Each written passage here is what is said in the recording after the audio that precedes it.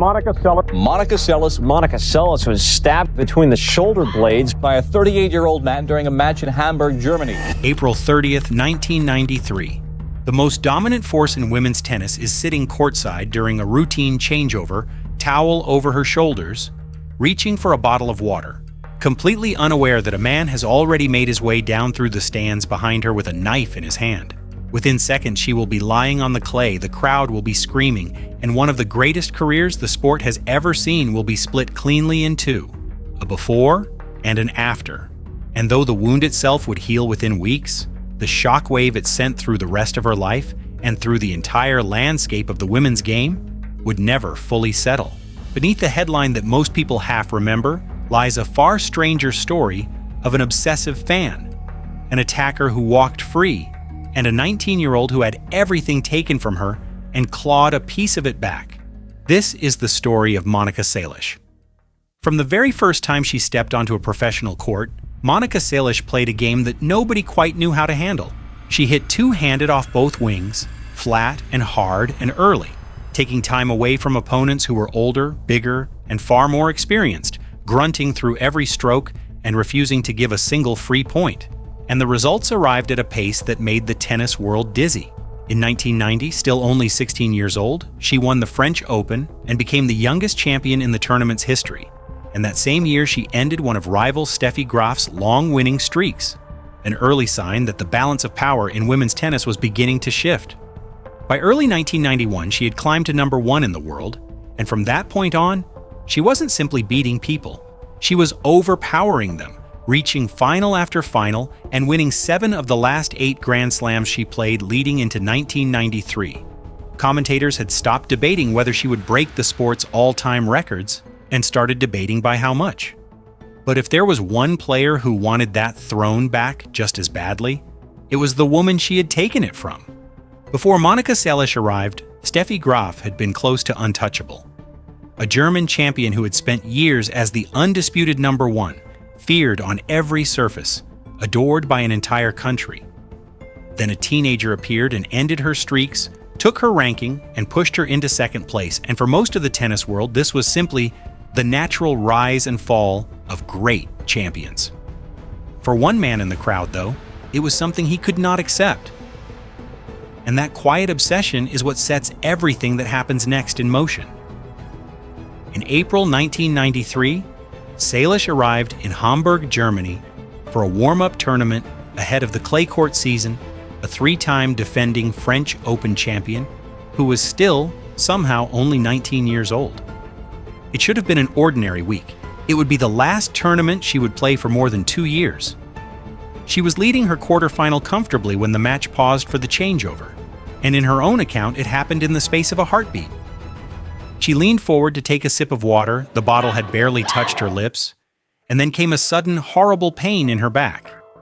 She turned toward it and saw a man standing over her, his arm raised, a knife in his hand, already drawing back to strike again.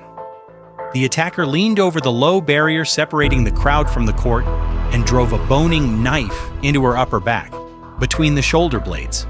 He raised his arm for a second blow before spectators and security dragged him to the ground and pinned him there. And in one of the few pieces of luck in this entire story, the blade missed her spine by a narrow margin, meaning the physical injury, as terrifying as it was, would heal within a matter of weeks. It was the reason behind the attack that turned a shocking crime into something almost impossible to comprehend. At first, people assumed the motive must be political, given the war unfolding in Seles's home region of the former Yugoslavia at the time. The truth turned out to be far more twisted. The attacker, a German named Gunnar Parsche, was an obsessive fan of Steffi Graf, and he had not come to make a statement about a war. He had come to fix a tennis ranking. His logic, if you can call it that, was chillingly simple. If he could take Monica Seles off the court, his beloved Graf would return to number 1. That was the entire plan. A teenager was stabbed in front of a crowd so that a ranking would change. And this is where the tragedy begins.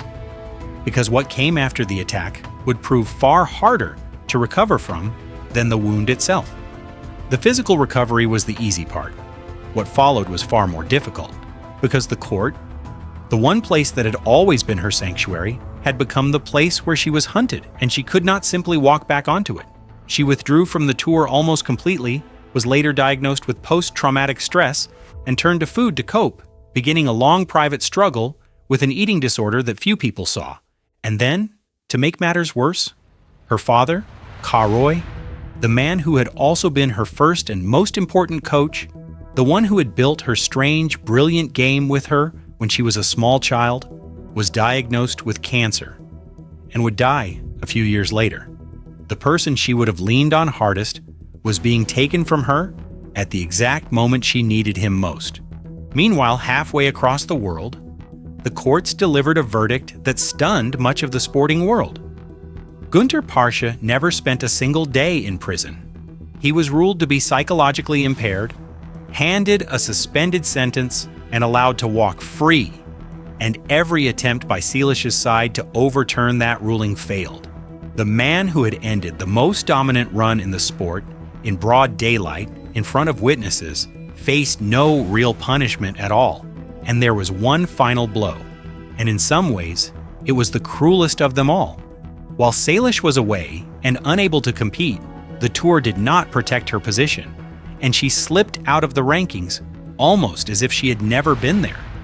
And in an ironic twist that reads like something out of a nightmare, with the sport's most fearsome player gone, Steffi Graf reclaimed the #1 ranking and went on to dominate the rest of the decade, finishing her career with 22 Grand Slam singles titles and a place among the greatest to ever play. A man attacked a teenager to change a ranking, he walked free, and the ranking changed exactly the way he wanted. But this story does not end in the dark. Because if Monica Seles was known for anything, in tennis and in life, it was a refusal to stay down. In August 1995, nearly 2.5 years after the attack, she returned to professional tennis and won her very first tournament back. Months later, she captured the 1996 Australian Open, her 9th and final Grand Slam singles title, proving that the same relentless will was still burning underneath everything she had survived.